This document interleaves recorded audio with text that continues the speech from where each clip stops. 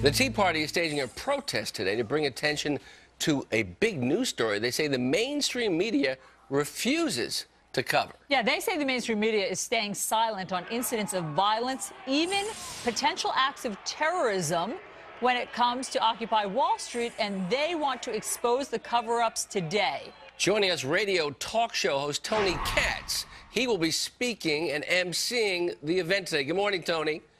Hey, good morning to you, Peter. How are you? What's this about? Why are you doing it? Who's going to be there? And what effect will it have in changing the dialogue about Occupy Wall Street?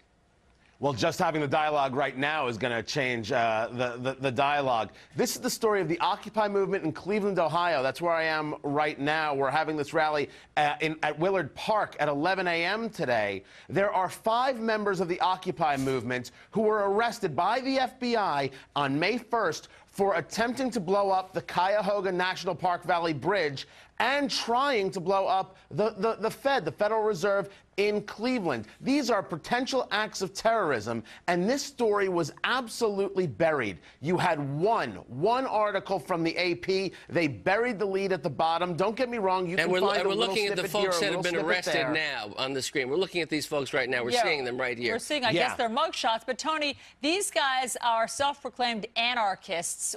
What's your evidence that they're part, officially, of the Occupy movement?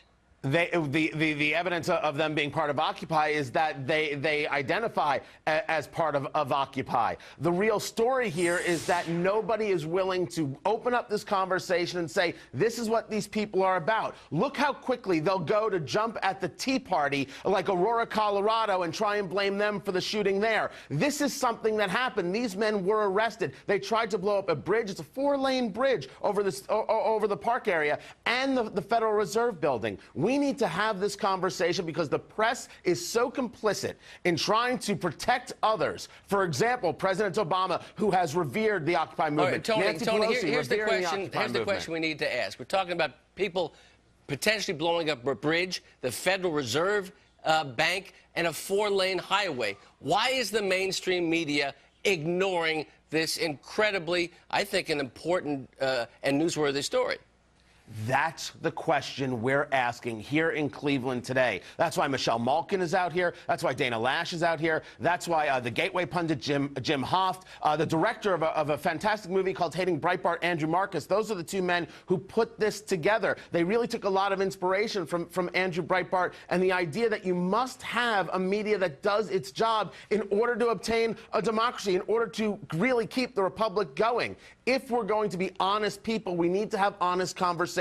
And the press, for trying to protect their political allies, are refusing to have this honest conversation. There is a truth about the Occupy movement. We plan on discussing not only that, but telling the media that they can no longer get away with trying to tell us what the stories are. New media decides what the stories are. We can report these stories, and we're thrilled to have people out there who are finally getting that news out.